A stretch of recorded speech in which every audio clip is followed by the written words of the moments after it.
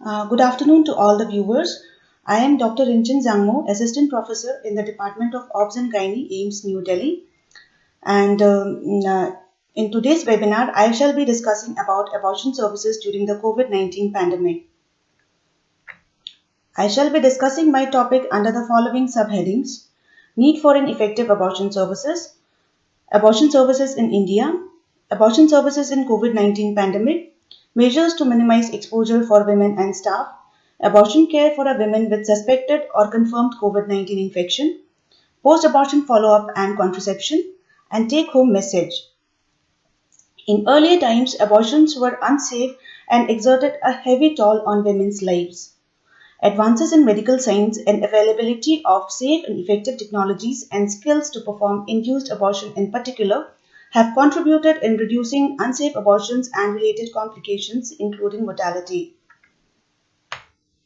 The WHO declared SARS-CoV-2 outbreak as a public health emergency of international concern on 30th January 2020.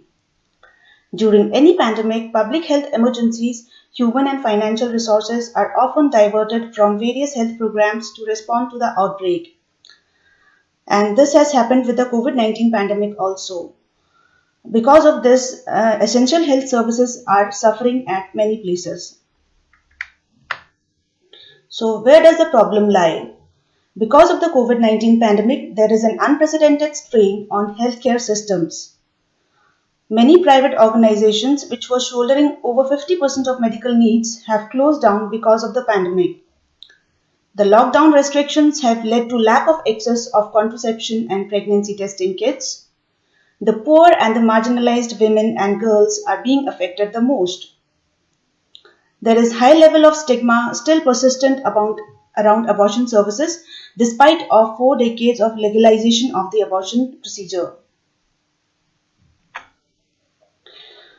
So why is there a need for effective abortion service? A safe and effective abortion service is a life-saving procedure. 1 in 4 pregnancies globally end in abortion. Every year, around 22,000 women die from unsafe abortions, accounting to up to 8% of maternal deaths. There may be an increased demand for abortion services in the pandemic due to enforced home isolation, which may increase the incidence of sexual violence. More people might choose to end pregnancy due to economic or health concerns. Increased numbers of migrant workers returning home can lead to a surge in unintended pregnancies. Diminishing contraceptive supplies due to supply chain disruption can additionally add to the burden of unwanted pregnancies. So, additionally, availability of safe abortion services is helpful for a healthy economy because management of complications arising from unsafe abortions will lead to additional burden on the healthcare system. COVID-19 situation may create new barriers to pregnancy-related care. So, many women might opt for termination of pregnancy rather than continuing with the pregnancy. Abortion is a time-sensitive service. Delays and denials lead to unsafe abortions. And right to abortion is a human right imperative. More than 50 countries have changed their abortion laws in the last 25 years. There has been a 38% drop in maternal mortality worldwide between 2000 and 2017. So, we need to safeguard whatever we have earned in reproductive rights till now and not just let the pandemic nullify what we have achieved with so much of hard work till now. So that's why there is a need for effective abortion services. So according to an analysis by Foundation for Reproductive Health Services India, over 24 millions of couples may not be able to access contraceptive services, which is likely to result in up to 3 millions of additional unintended pregnancies, which may lead to a spike in abortions and also in unsafe abortions and maternal mortality. Abortion services in India, the story so far. India was one of the earliest countries to legalize abortions up to 20 weeks on various grounds, And presently, attempts are being made to increase the gestational limit to 24 weeks of pregnancy. It is laudable for our country to maintain abortion services as an essential service during this pandemic, especially when abortion services are under scrutiny and threat even in some of the most developed regions of the world. India was one of the pioneers among developing countries to develop a helpline number for abortion care provision for its population. Coming to the methods of abortion. Abortion can be provided by a medical method or surgical method. So medical method of abortion is using medications or drugs to terminate pregnancy.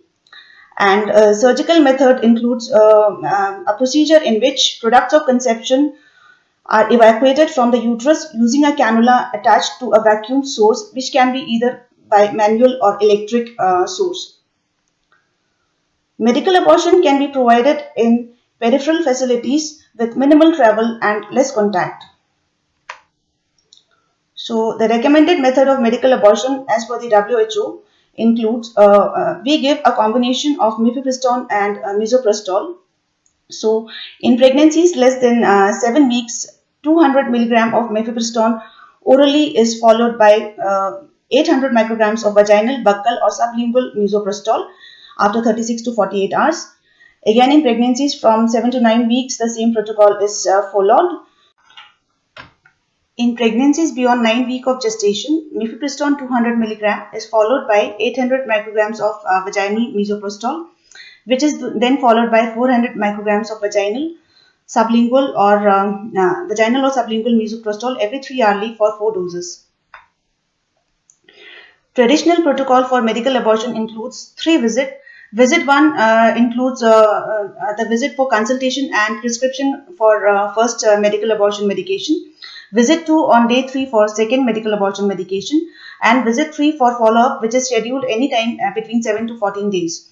However, multiple visits increase travel and risk of exposure. So the latest WHO and FOXI guidelines, they advise a single visit only, in which consultation, taking an informed consent and prescription of medication are done simultaneously. So what are the challenges still faced in regard to abortion? So of the 15.6 million abortions per year, only 22% take place in health facilities. And of the 6,10,000 MBBS doctors, only 90,000 are currently trained to provide abortion services. 10 women die every day as a result of unsafe abortions. So there are certain barriers which are still persistent despite of decades of legalization of the abortion services, and these barriers include lack of privacy and confidentiality, lack of choice of method, preconditioning the woman for sterilization or IUCD insertion for abortion, consent from family members or spouse which is not needed as per the MTP Act, denying services to single women more than 18 years of age in the absence of family members' consent. Again, this is not needed as per the MTP Act. Denying services to women coming alone without any companion. So these are the things we have to take care of. So basically, any woman choosing abortion has the right to privacy and right to confidentiality. She has the right to choose the method of her choice, and she has the right to opt in or opt out of using a contraceptive service. And she has the right to have an abortion without her spouse's consent and without the involvement of her family members. Coming to abortion care during the pandemic. Abortion care may be affected during the pandemic due to clinical staff being occupied with COVID-19 response, health facilities limiting services only to cater emergencies and COVID patients, women refraining from visiting health facilities due to fear of COVID-19 exposure or movement restrictions, delayed presentations due to non-availability of transport services due to the lockdown. Delay in providing abortion service means increase in gestational age, which means need for hospitalization for the abortion procedure. This puts a further strain on the hard-pressed hospital services and also exposes the healthcare professionals and the women herself to additional risks. Lack of proper abortion services may lead to abortion from unsafe providers, leading to complications. Now, there are certain recommendations to overcome the crisis of providing abortion care in a pandemic, and most of these recommendations can be seen at the administrative levels, and these include ensure the availability of medical abortion drugs at chemists by advising states to remove unnecessary barriers on its sale. Meanwhile, it has to be taken care that abortion pills should not be prescribed without a proper prescription. Expanding contraceptive choice by introducing implants in the public sector. Removing restrictions on advertising over-the-counter contraceptives like emergency contraceptive pills and condoms. Strengthening linkages between facility and community through community health workers and ASHA. Training the community health workers and ASHA to counsel and provide contraceptive methods, information on abortion care and hygiene and social distancing practices to the community. Using social media platforms to increase awareness among the population. So this slide shows zonal categorization based on COVID-19 risk assessment. So depending on the degree of active COVID-19 infections, areas have been divided into green zone, red zone and orange zone. Green zones are areas with no active COVID-19 cases, and red and orange zones are areas with COVID-19 cases. So as you can see in the picture, this yellow zone is the containment zone where active COVID-19 cases are present. Buffer zone is the area surrounding the containment zone, and rest of the area will come under green zone or areas beyond buffer zone.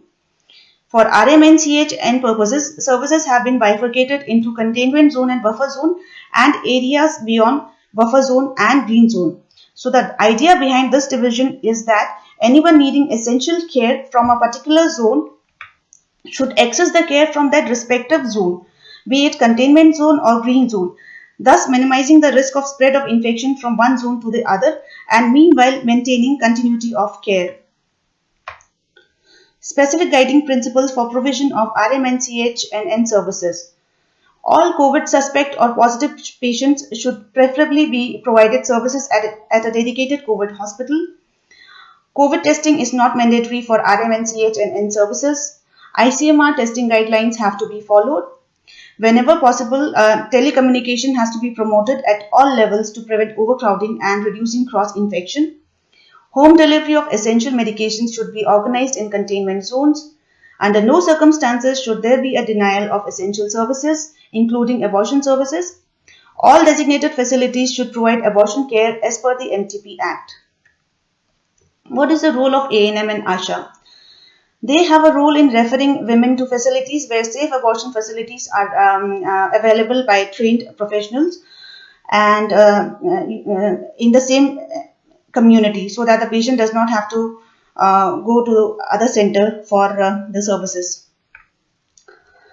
Minimizing COVID-19 infection and exposure for women and staff.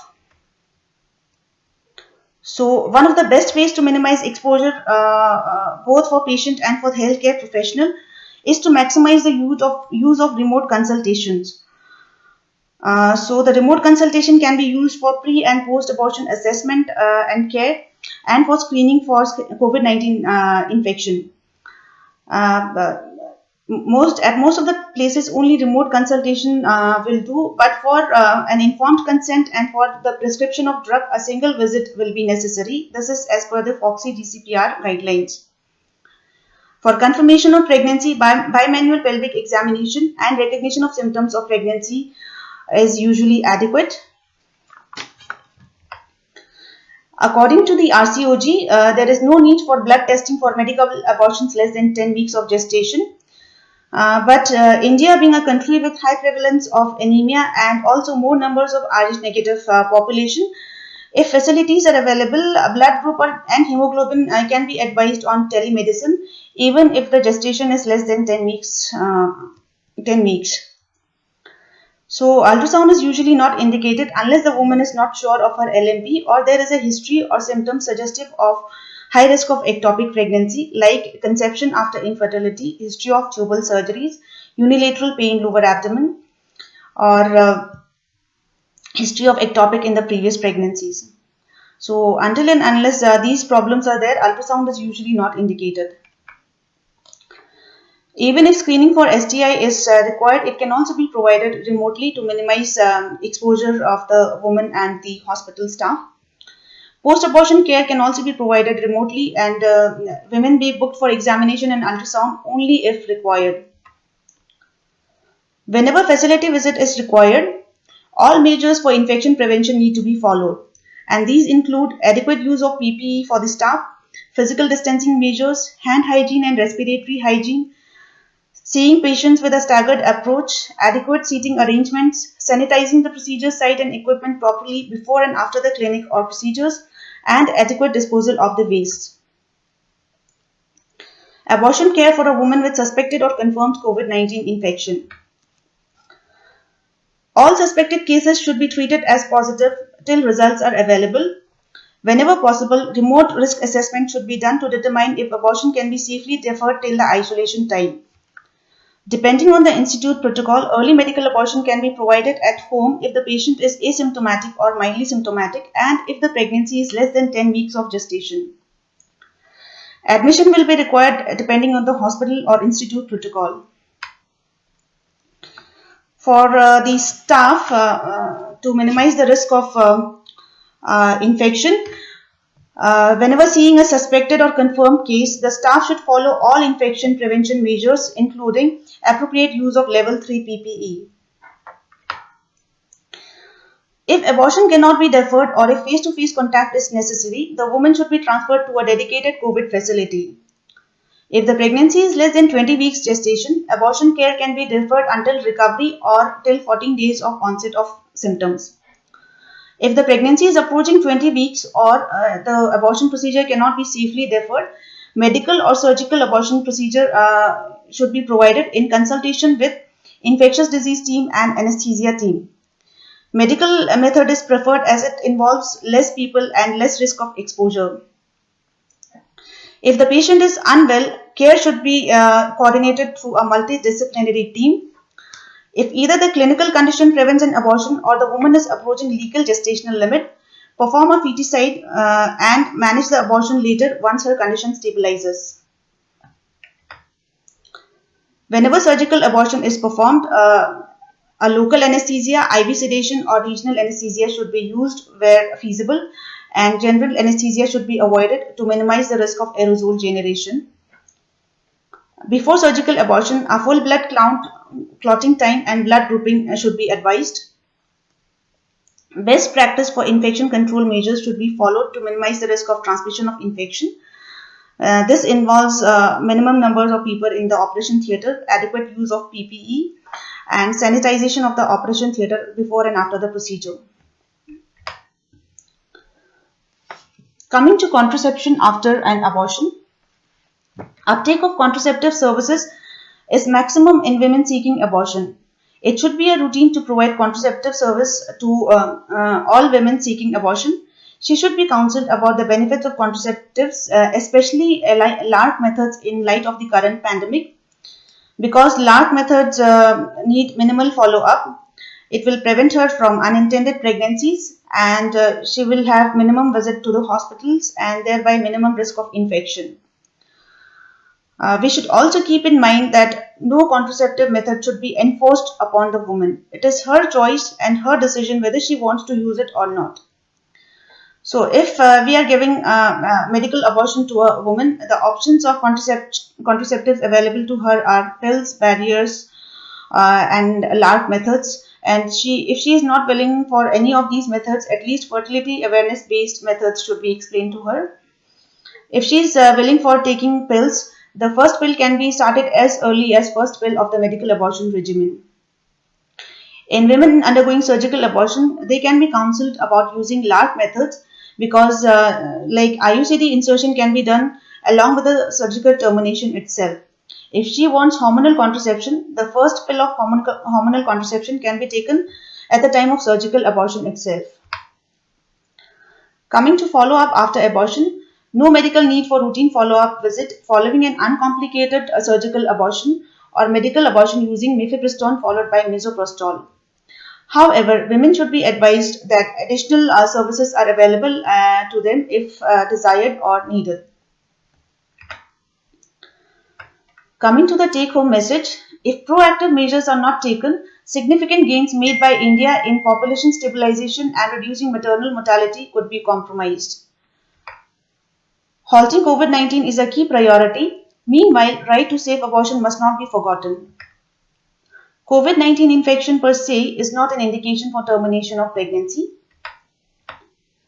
Abortion service is time sensitive, so it should not be delayed beyond the legal gestational limit. Women seeking abortion should be well counseled about future contraception. All abortion services are essential, not just MTP. As a part of Health for All campaign, we must not forget to meet the needs of poor women, adolescents, rape survivors, and women living with HIV. Finally, safe abortion saves life. Your life, your choice, and your decisions matter. Thank you. For Dr. Kirti, ma'am, the question says, what is your opinion about the over-the-counter prescription of MTP pills? Yeah, so over-the-counter prescription is not legally allowed in India, and it should not be, because there are several elements related to the eligibility assessment which have to be done by a trained medical provider. As per the MTP Act in India, the doctors who are certified to provide MTPs can only prescribe MTP pills, and they have to do a proper eligibility assessment, and then the woman can go and purchase the pills from the chemist, but again the further instructions about the post-abortion contraception and about how to take the pills, if she has been advised to take the misoprostol at home, then how to manage it, all those have to be provided by a trained medical provider. So there is actually the role of the chemist is only to give the prescription drug, hand it over to the woman, not beyond. Repeat the question. Last question over the counter. The last question was type of contraception. Best. Okay. Next question is for Dr. Priya. With regard to this pandemic, which contraceptive method is best according to you? Thank you, Dr. Rinchin, once again for that question. It goes back to the choice of contraception during the pandemic. We are already in a stage where the economy, or so to say the public sector, has started opening up. So contraception is always and will be a choice. It depends on the needs of the woman and her family. Those people who are already on oral contraceptive pills, that is a very good form of contraception. They can be continued. They are available in the pharmacies. Those people who are taking injectables, for example, that were taking it from particularly in the rural sector, they can still go and continue their medication. These services have been included as essential services even in the Ministry of Health's guidelines. Therefore, walk-in services for all contraception is available, and it is a matter of choice for the woman. Thank you, Dr. Priya. Next question is for Dr. Archana. What should be the advice to a female who is coming with 7 weeks of pregnancy and who has come to you for counseling, and she is asking whether she should continue with the pregnancy or she should opt for termination of pregnancy in this pandemic? Okay, thank you, Dr. Rinchin. Actually, it is her decision whether to continue with the pregnancy or go for termination. But it is our duty to let them know let them know about the correct information regarding the COVID-19. First of all, pregnancy is not per se a risk factor for contracting infection. And secondly, even if one pregnant woman becomes COVID positive, then it is not an increased risk for contracting getting severe illness. So she is not at increased risk of either infection or any severe morbidity because of pregnancy. Only that if she becomes pregnant, if she is pregnant, then she has to go for her antenatal visits if required, and also if the pregnancy is complicated by some medical disorder, then she may require frequent visits to the hospital, which may increase the risk of infection. Thank you, Dr. Archana. My next question is to Kirti ma'am. Ma'am, what are the indications of getting an ultrasound done before prescribing abortion pill to a patient? As per WHO and as per RCOG guidelines, ultrasound is not a mandatory investigation to be done before providing medical abortion services. However, in several settings, it has become a routine to do it, but we all know that in India, 70% of the population lives in rural areas, and in the CHCs, we do not have ultrasound available. Further, the evidence has also shown that clinical examination is enough to identify the gestational weeks as well as to rule out ectopic pregnancy. However, if the clinical provider continues to have a little doubt, even if they have a 2% doubt that it could be an ectopic pregnancy, they should certainly refer the woman for ultrasound and get it done. But as a routine, it's not needed. Thank you, Kirti ma'am. With this, we finish with the questions. Thank you, Dr. Priya. Thank you, Kirti ma'am. And thank you, Dr. Archana, for being here. Thank you, all the viewers. Thank you so much. And